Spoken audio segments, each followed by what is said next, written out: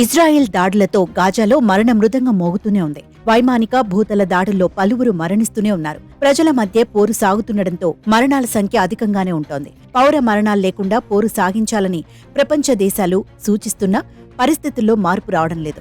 యుద్ధం ప్రారంభమైనప్పటి నుంచి ఇప్పటిదాకా గాజాలో 18,000 మంది మరణించారు.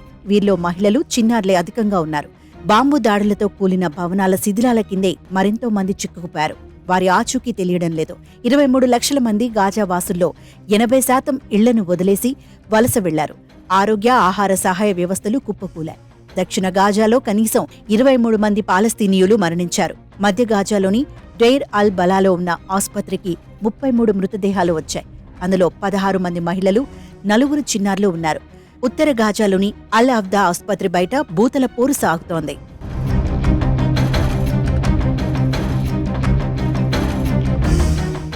గాజాలోని హమాస్ రాకెట్ లాంచింగ్ కేంద్రాలపై మంగళవారం ఇజ్రాయెల్ యుద్ధ విమానాలు దాడులు చేశాయి.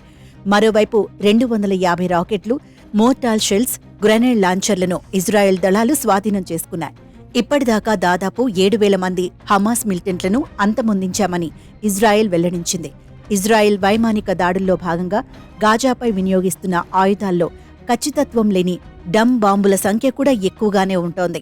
అందుకే అవి జనావాసాలపై పడేందుకు అవకాశం ఎక్కువగా ఉంటోంది. దాంతో భారీగా ప్రాణనష్టం సంభవించడానికి కారణమవుతోందని సదరు నివేదిక పేర్కొంది. గాజా లాంటి అధిక జనసాంద్రత కలిగిన ప్రాంతాల్లో ఈ ప్రాణనష్టం సాధారణం కంటే మరింత ఎక్కువగా ఉండొచ్చని అంచనా వేసింది. ఇజ్రాయెల్ వైమానిక దాడుల్లో ఉపయోగించిన 29,000 బాంబుల్లో 40 నుండి 45% డమ్ బాంబులే ఉన్నాయని పేర్కొంది. యుఎస్ అంచనాపై ఇజ్రాయెల్ సైన్యం ప్రతినిధి స్పందిస్తూ, మేం ఏ తరహా ఆయుధాలు వాడుతున్నామో చెప్పం అని తెలిపారు.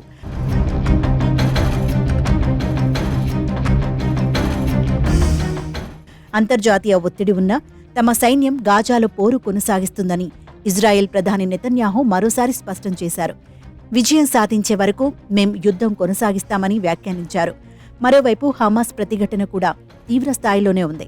ఈ క్రమంలోనే ఉత్తర గాజాలో జరిగిన ఆకస్మిక దాడిలో ఇజ్రాయెల్ ఒకేసారి 9 మంది సైనికులను కోల్పోయింది. ఇది ఐడిఎఫ్కు పెద్ద ఎదురుదెబ్బే. దీంతో ఇప్పటిదాకా 115 మంది ఇజ్రాయెల్ సైనికులు ఈ యుద్ధంలో మరణించారు.